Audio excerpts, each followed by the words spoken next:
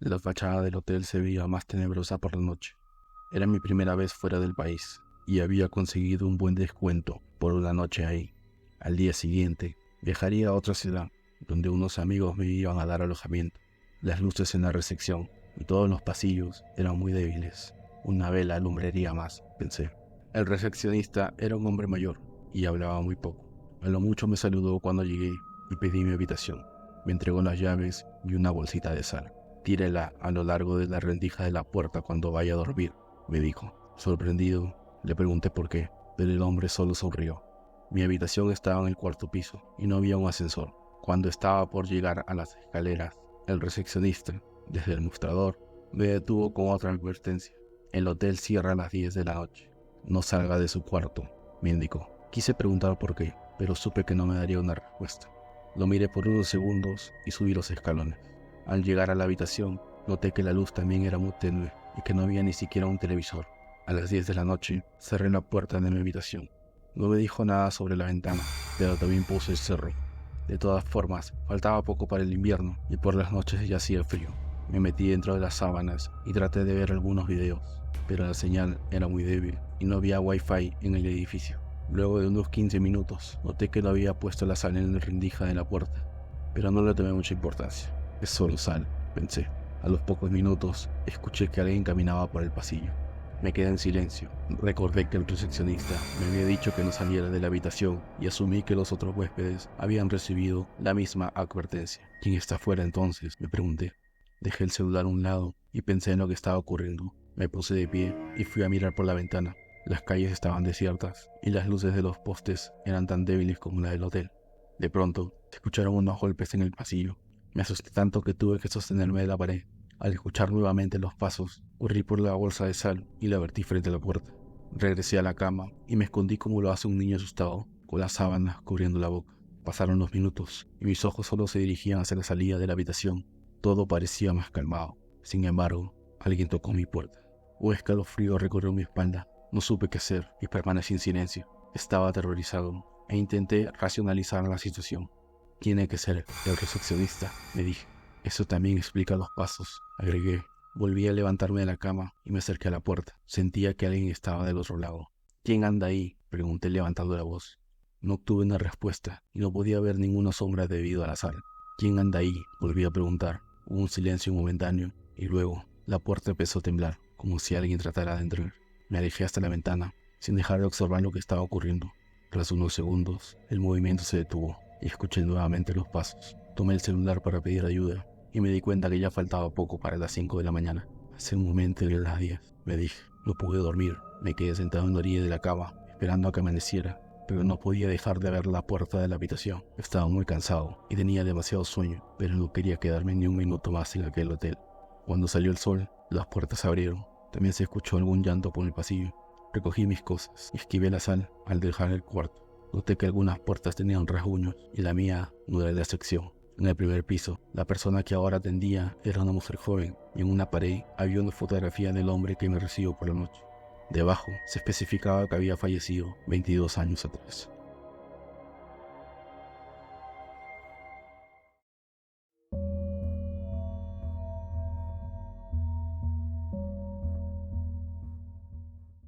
La hora de salida del pescador era inamovible.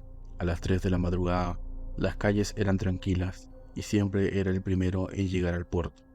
Un día, mientras caminaba al lado de un viñedo, escuchó un chirrido que resonó a lo lejos. Al principio pensó que se trataba de un ave, pero al oírlo una vez más, notó que el sonido era gutural. En la oscuridad, el hombre se detuvo y sacó el machete que utilizaba para cortar y limpiar los pescados. Su respiración se aceleró y, en ese momento, se dio cuenta que un enorme animal estaba sobrevolando la zona. Al observar detenidamente, recordó las historias que había escuchado de otros pescadores y algunos borrachitos de la ciudad. Es una bruja, se dijo a sí mismo. Dejó sus otras herramientas de pesca en el suelo y siguió al animal con la mirada. Sin embargo, la criatura aterrizó dentro del viñedo y el pescador la perdió de vista. Vendrá hacia mí, pensó, mientras se aferraba al machete. ¿Quién está ahí?, gritó cuando notó una figura humana que se acercaba. No obtuvo una respuesta. El hombre sintió que una gota de sudor le caía por la frente y, entre las plantas, apareció lo que se asemejaba a una mujer. «¿Quién eres?», gritó el pescador. Cuando la figura llegó al camino, el hombre no dudó en atacar. El machete hizo un corte en uno de los brazos de la bruja y ésta cayó al suelo. «Es acero», gritó el pescador. De pronto, el ser se convirtió en el ave que había visto antes y se alejó sangrando hacia el mar, dejando un rastro. El pescador observó cómo la criatura iba tomando vuelo con dificultad. Cuando desapareció de su vista, recogió sus herramientas y dio media vuelta. En el trayecto, se encontró con sus compañeros y les contó lo que había ocurrido. Incluso mostró su machete ensangrentado como prueba. Algunos no le creyeron, pero el hombre los llevó hasta el lugar donde había tenido el encuentro con la bruja. Al llegar, ya estaba amaneciendo, y encontraron fácilmente el rastro que había dejado la criatura. La sangre se había convertido en un líquido negro y seco, que cualquiera confundiría con petróleo. Mientras discutían sobre lo ocurrido, la esposa de otro pescador los encontró en el camino. Muy preocupada, se acercó a ellos y preguntó si alguno había visto a su marido, pues ella había estado esperando que regresara toda la noche. Los hombres se miraron entre sí, entendieron lo que había ocurrido y respondieron que no sabían nada.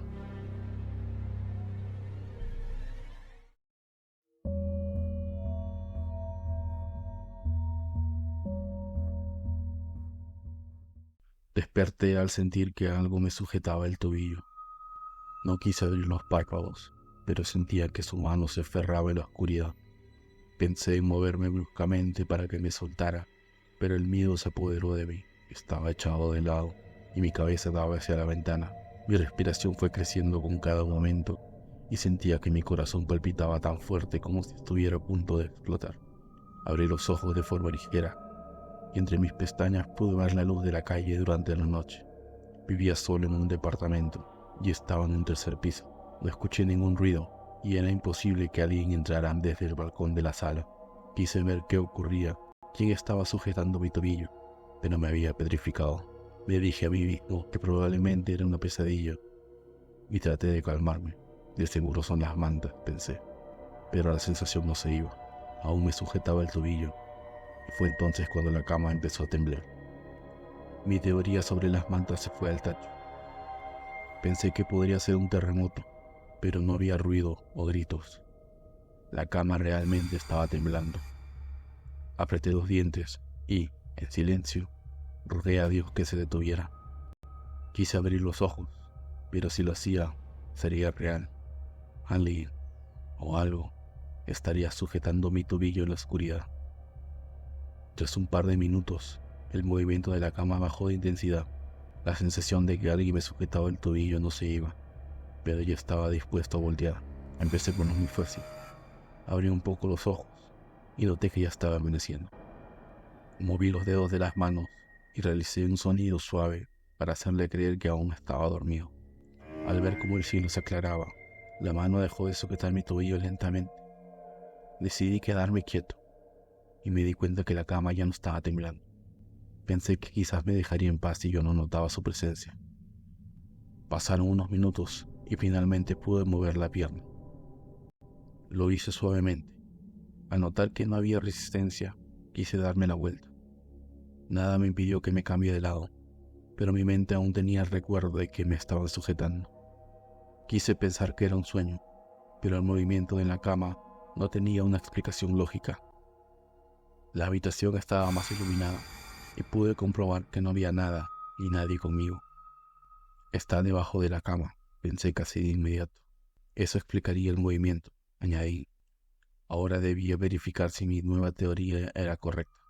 Pensé ponerme de pie y correr hacia el otro extremo del cuerdo, pero me atemorizó saber que podría volver a sujetarme del tobillo cuando pusiera los pies en el suelo. Medité por un minuto y noté que la cama no volvió a temblar. De repente todo fue un sueño, me dije. No me levanté y decidí esperar a que amanezca por completo. Pero, mientras mi mente divagaba entre todas las posibilidades, me quedé profundamente dormido. Al despertar, el sol brillaba por mi ventana e incluso volví a pensar que lo ocurrido había sido una pesadilla. aunque las sábanas me habían jugado una mala pasada y era yo quien estaba temblando. Me puse de pie y miré bajo la cama. No había nada. Me encogí de hombros y fui a darme la ducha. Mientras me desvestía, noté que en uno de mis tobillos había una mancha negra y que tenía la apariencia de una mano que me sujetaba.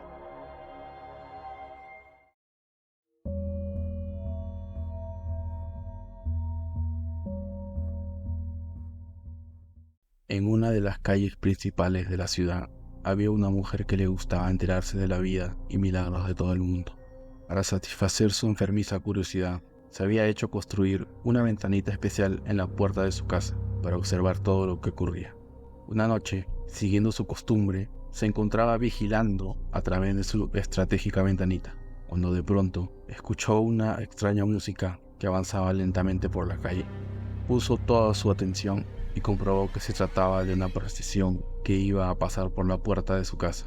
Por cómo iban vestidos y debido a los cánticos, dedujo que eran religiosos.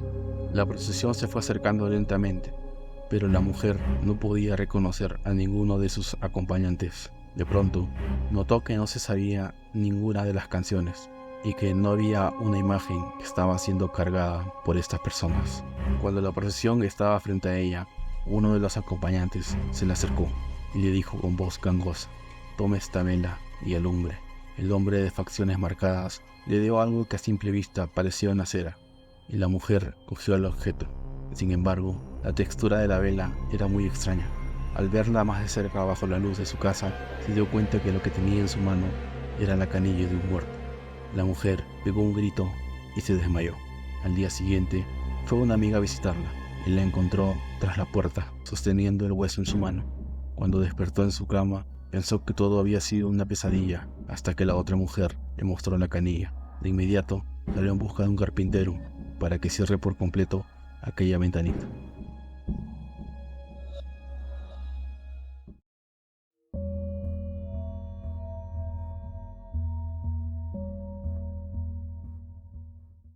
La casa estaba muy vieja y en mal estado. La sala de estar al lado de la puerta principal era la única parte que parecía limpia, además del baño más cercano.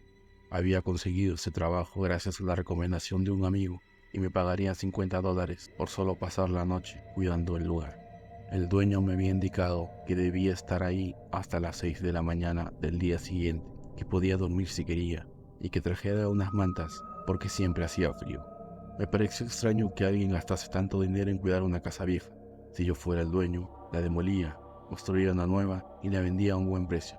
No importaba, no era mi propiedad y solo quería ganarme el dinero. Pero, cuando el hombre me dejó solo con las llaves, me dijo que simplemente no me moviera de la sala y que utilizara el baño lo más rápido posible. Le pregunté por qué y su respuesta fue que era por mi seguridad. Asumí que no quería que destruyera un mueble destartalado, pero cerca de la 1 de la madrugada, unas pisadas me despertaron. Pensé que el sonido provenía de la calle. Total, en la noche todo se escuchaba más fuerte. A los pocos segundos, nuevamente oí los pasos, pero ahora estaba seguro de que eran dentro de la casa. Dejé la silla donde estaba pasando la noche y encendí la linterna del celular. No había servicio eléctrico en la casa y las cortinas rotas tapaban casi toda la luz de la calle. Me puse de pie e investigué un poco. No había nadie y me aterró la idea de que podría haber algún roedor.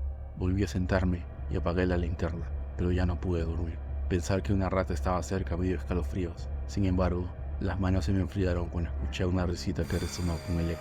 Quise llamar al dueño para decirle que me iría, pero por alguna extraña razón mi celular no tenía señal. Pensé en los $50 diarios y traté de calmarme. Necesito la plata, le dije a mí mismo. De pronto, la risita se escuchó prácticamente a mi costado.